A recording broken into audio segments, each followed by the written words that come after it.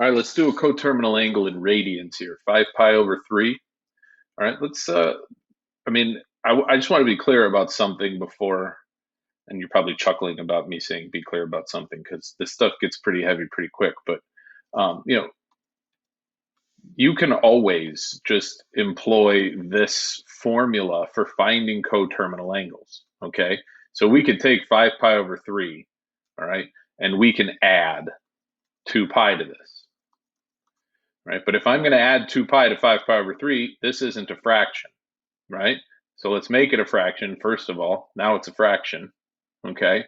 And if we want to actually add it to something in terms of thirds, this needs to be in terms of thirds. So we'd have to multiply the top and bottom by 3, and then we'd have 5 pi over 3 plus 6 pi over 3, which is 11 pi over 3. Okay, so 11 pi over 3, coterminal of 5 pi over 3. You want to get another coterminal angle? Watch this. Whoop, whoop.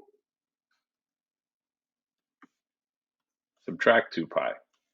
Now what do you get? Now when you subtract, you don't get 11 pi over 3, you get negative pi over 3, right? So negative pi over 3 and 11 pi over 3 are coterminal with 5 pi over 3, okay?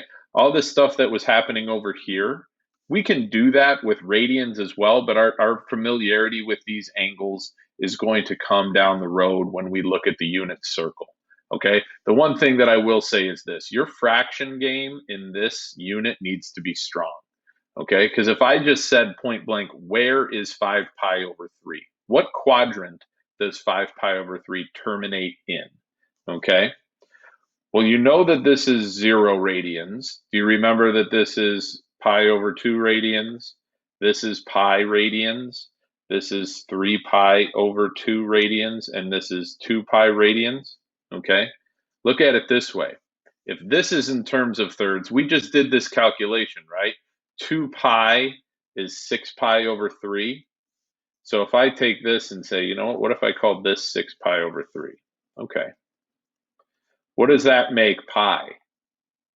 Which is exactly halfway around. What's half of 6 pi over 3?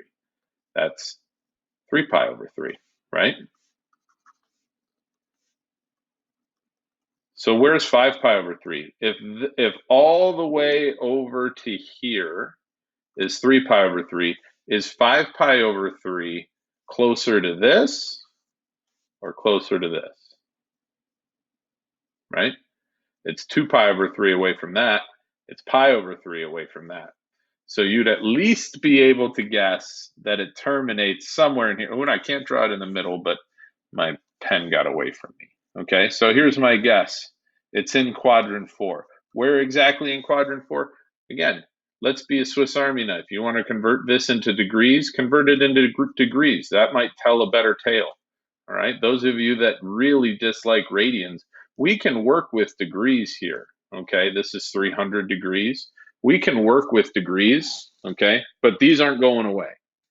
So the more familiar we become with using 2 pi for the whole circle, with converting it into a fraction with the denominator that we want, the better off we're going to end up being, and more well-rounded with this radian measurement system, okay?